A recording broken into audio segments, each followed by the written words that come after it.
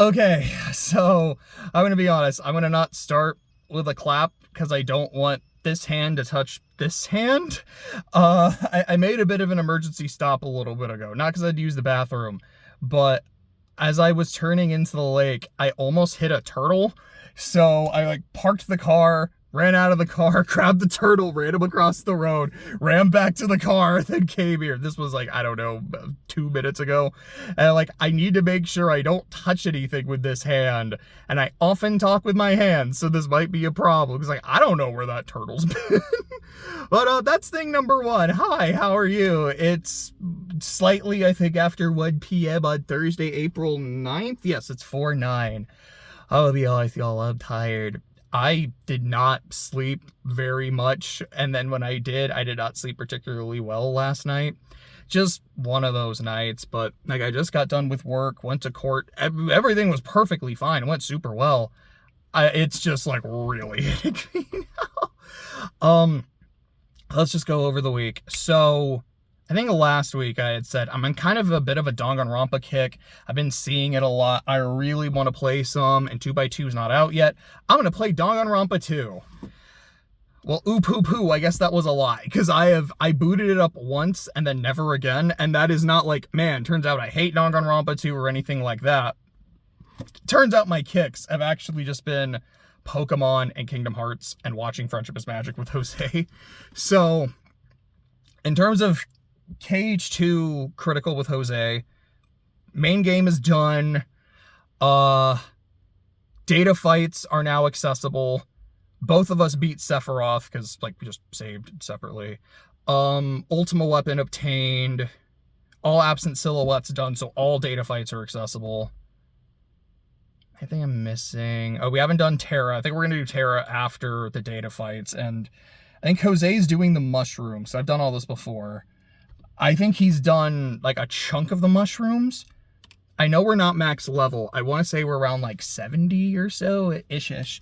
And then Clay seeing this is like, you know, now I want to play Kingdom Hearts. I'm going to replay KH3 because I never played it on Critical because Critical wasn't available when the game came out. I was like, let me give this a shot because I really want to do Remind, and apparently those data fights are amazing.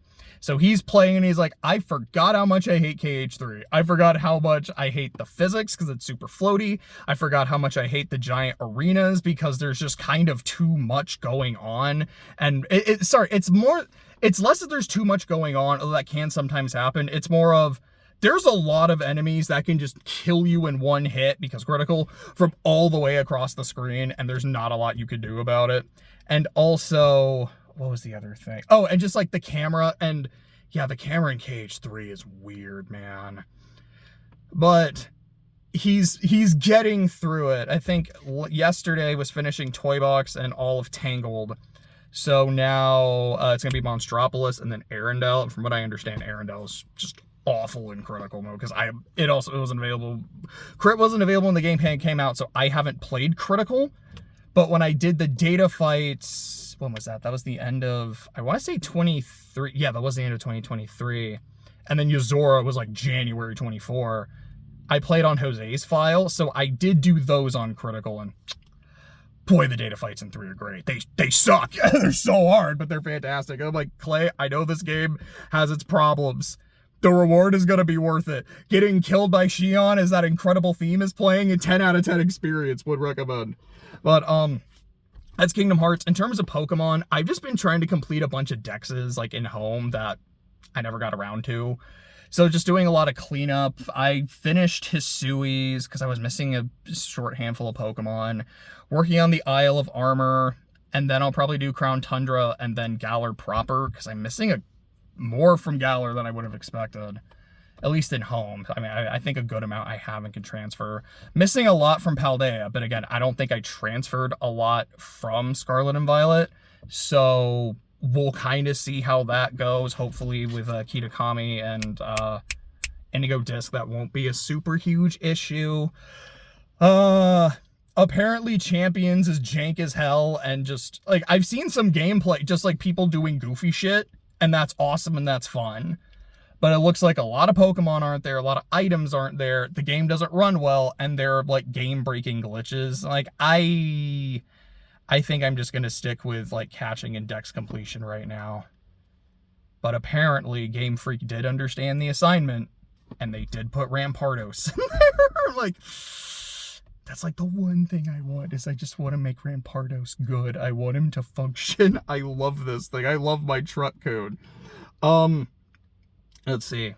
Went to the gym, or I haven't gone to the gym yet, but I went yesterday. I think I re-upped my membership Monday, Saturday? Yeah, it was Saturday because I couldn't go the next day because it was Easter. So trying to get back into the swing of things with that, because I just pretty much since like January, like since we had that big snowstorm, I have not been to the gym. And part of it has been, well, now that there's all the snow, like I literally can't get out. And then it's, well, now I'm just a little tired and exhausted, or like maybe money's tight, or, you know, I'm going to go on this trip and I don't want to have like 10 days where I have a membership that I can't use.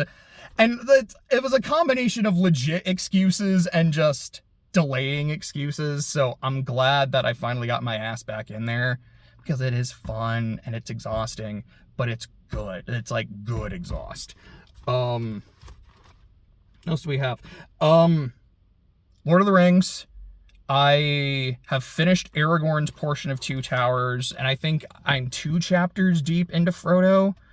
It's kind of a weird way of phrasing that, but I'm 2 chapters into Frodo's story, so I think it's 9, I think. I remember there was an X and an I. It's either 9 or it's 11.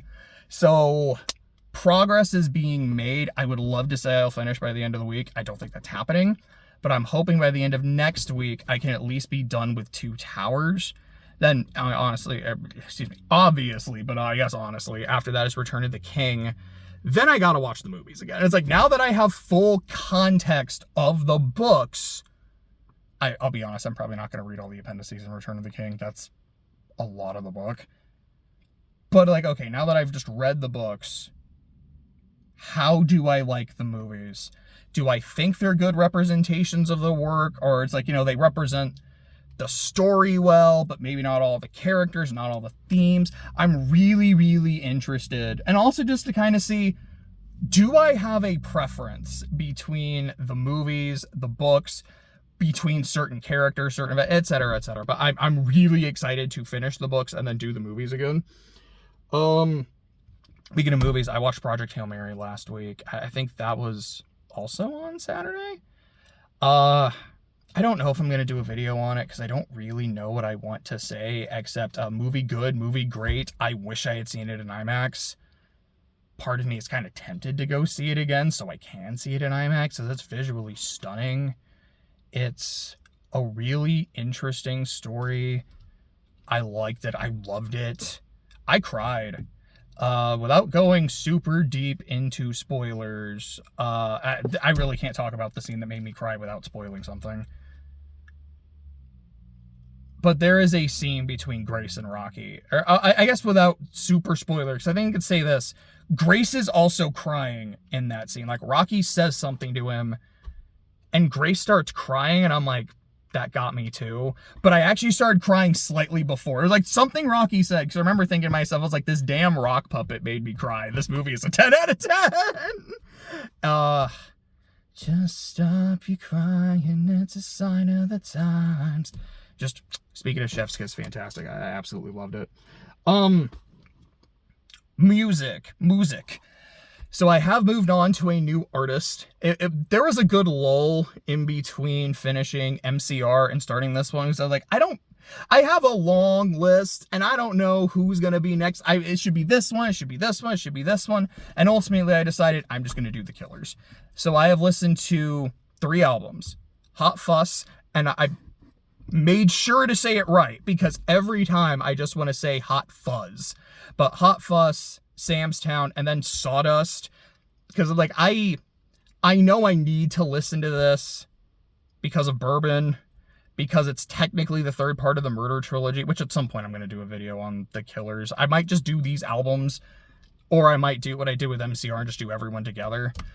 Probably that. I think that might be a little bit better.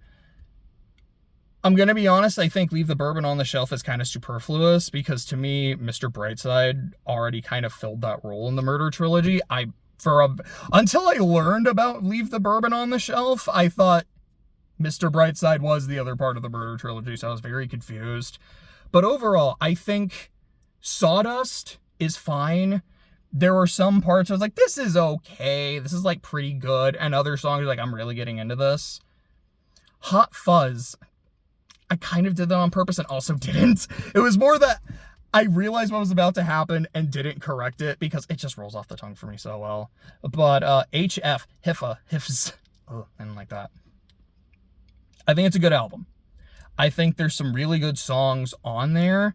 There are some that just don't really hit for me. I think it's like On Top and something Natalie, I don't remember. Like, I didn't hate them. I just wasn't super feeling it, but like Mr. Brightside is a classic. Everyone knows it. Somebody Told Me is a song that I don't love, but I'm always like, it's like if I see it on the radio, I'm not like, oh, I gotta listen to it. I'm like, all right, that's fine. But anytime I do listen to it, I'm like, no, I like this song. Jenny Was a Friend of Mine is fantastic. Midnight Show is a song that I just love belting out the vocals to. It's so like, there's so much emotion and so much energy, and it just gets so demented. I'm like, I love this crazy ass song.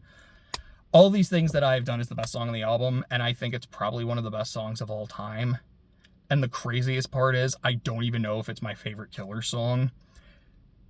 Overall, I think Sam's Town is a better album, because I think like from start to finish, it's kind of all Killer, no filler.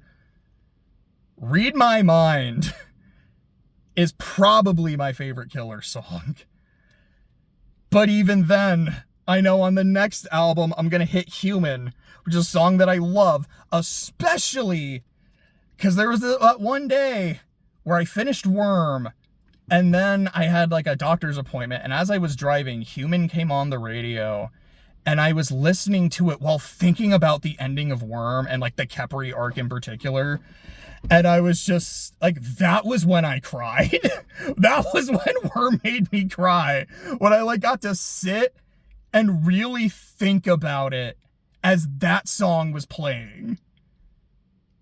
I have 3 favorite songs by this band already going in. I'm like, man, this is going to be good. And yeah, like so far, I think I have one album that I think is amazing, one that I think is really good, and one where I'm like, I can tell that this was a collection of B-sides because some of them kind of feel like it and some of them I'm like, no, these are fire.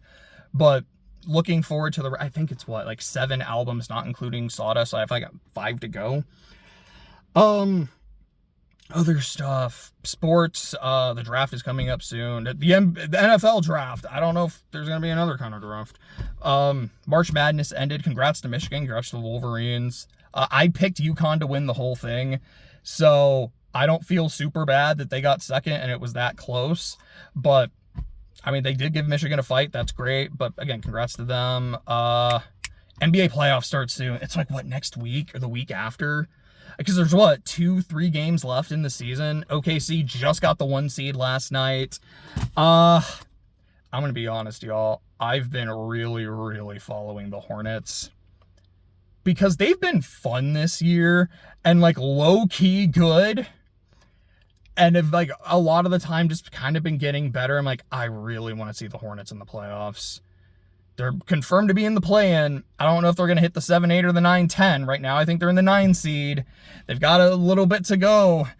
I'm like, I really want to see the Hornets have a 7-game series, whether they win or lose. And like, don't get me wrong, OKC is my team. I'm not like, all right, they won a chip. Now I'm going to go somewhere else. Like, I have a team, and I'm so happy my team is this good. But I'm hoping like the Hornets are going to be, like, they are fun. I hope we get more of that fun. I think that's it without going into Survivor, and I'll probably just do that separately. So we got a really short CTT. That never happens. Let's enjoy it.